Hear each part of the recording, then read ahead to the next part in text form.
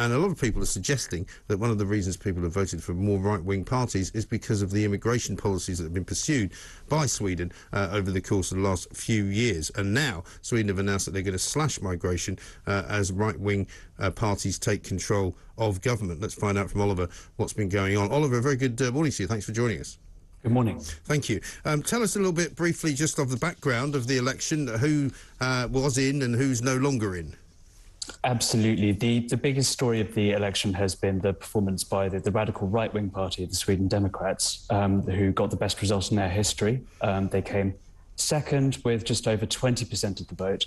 But more significantly, the right-wing parties collectively got just over half of the seats. Right. So they're now trying to form a government which would be the first in Sweden's history with the backing of the radical right. Yes. And is it right that somebody called Ulf Kristersson, the leader of the centre-right moderate party, is going to try and form a government? Is he the sort of the emerging potential leader, if you like? That's right. He's the leader of the kind of classic centre-right party, the Swedish Conservatives, if you like. They had a pretty rubbish election, but because he's more acceptable to the other mainstream parties, he gets to have the first crack at becoming Prime Minister. Right. And the opposition to migration in Sweden is not quite what it is in this country, is it? I mean, a lot of people here in this country understand that migration has been a thing and will continue to be a thing for a very long time, but they're not happy so much with the illegal migration. But I'm assuming, and you correct me if I'm wrong, the migration they object to now in Sweden is legal.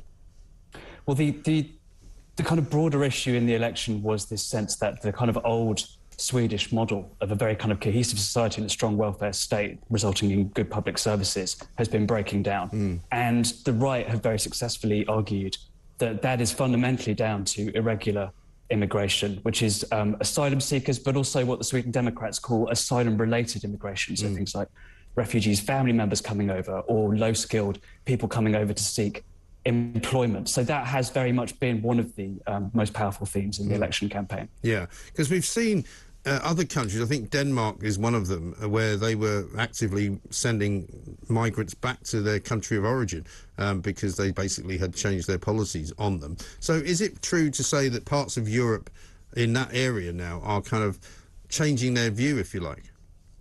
Yeah, I mean, what we've definitely seen across Scandinavia over the last 10 to 15 years has been a sense that the Scandinavian model of the welfare state, underpinned by high trust, high taxes, good public services, has come under a lot of strain. The right has successfully blamed that on high levels of non-European immigration.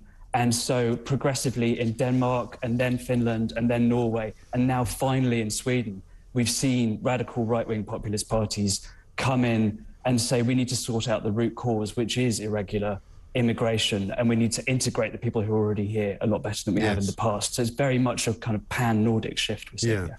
Because also there's been talk of gang cultures growing up, and what we know, for example, in this country is that, you know, the news that an awful lot of the people coming across the channel on dinghies are actually from Albania, who may or may not be people who have been previously deported, has changed the kind of the context of an awful lot of it. And so when people are told, you know, it's not so much that immigration is good, period, or bad, period. The point is that you can't possibly say that all of it is good and all of it is bad.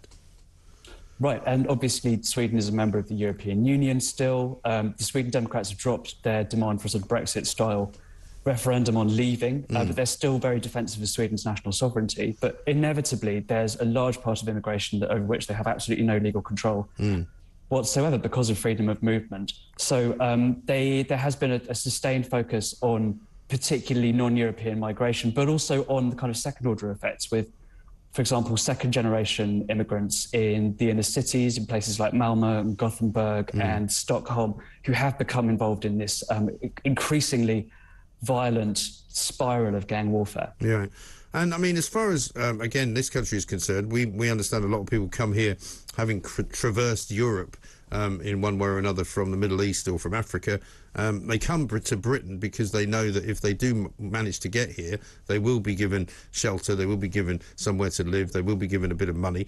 Is that the same in Sweden? What sort of awaits a Swedish asylum seeker or an immigrant coming perhaps illegally? Well, it's shifted a lot. So in 2015, during the kind of the real height of the European migration crisis, Sweden was perceived as being one of the most welcoming states alongside Germany. And in fact, it took in more people per capita than any other country in Europe did from 2015 to 2016. There's a big influx over the next 3 years. But since then, the centre-left government has actually tightened the policies quite considerably. And now there are moves to link access to benefits to whether you can speak Swedish or even whether you can kind of get a job. There's been more kind of active shifts towards deporting people whose asylum applications are rejected. So it's not quite the sort of open pair of arms that it used to be 5 years ago. Presumably the ECHR would have a role as well, because we're told in this country a lot of the times that that people are deported, they kind of get pulled off the plane at the last minute because a lawyer makes an application to the European Court of Human Rights. Presumably Sweden has that same problem, doesn't it?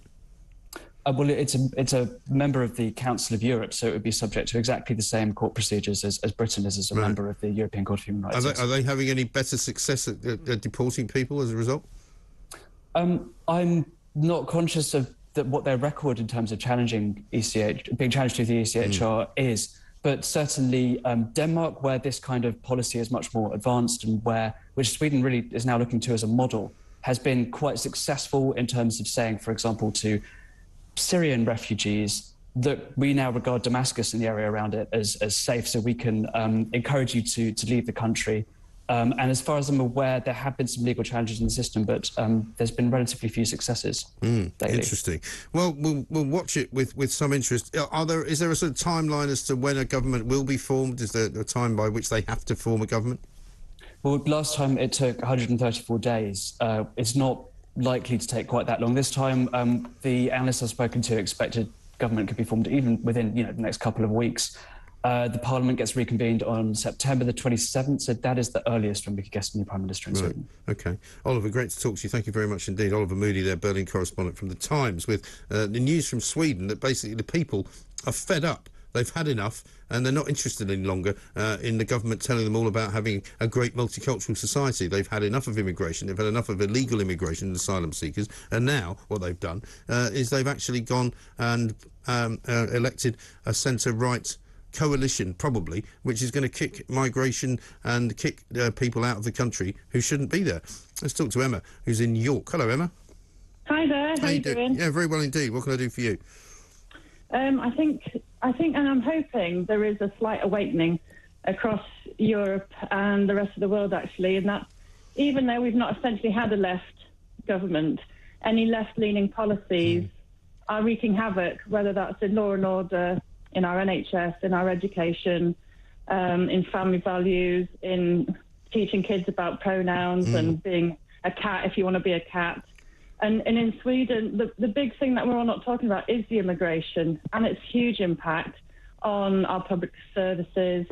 The demand is making everything buckle under its weight. Housing, green fields being ploughed up left, right and centre for more houses. But in Sweden, they have seen a 200% increase in rape in the last 10 years and violent crime. And I have friends over there. There are huge numbers of no-go areas where police don't even go to. Postal services are worried to even go into. And the Swedish population are told they're not really allowed to talk about it. It's almost like a crime if you highlight the evident cause of these problems.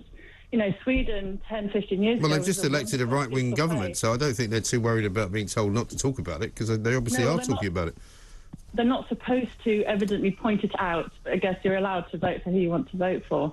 But we need to stop being namby-pamby and talk politely and with respect, but talk about facts. What is actually causing the problems? Why is this?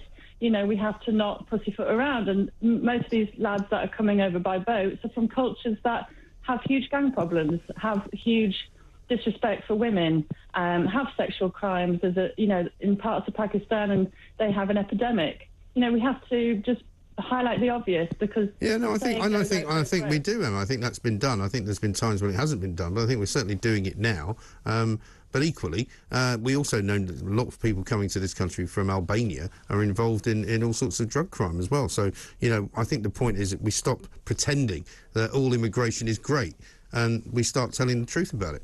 Thank you very much indeed. This is, of course, the Independent Republican Mike Graham. This is Talk TV.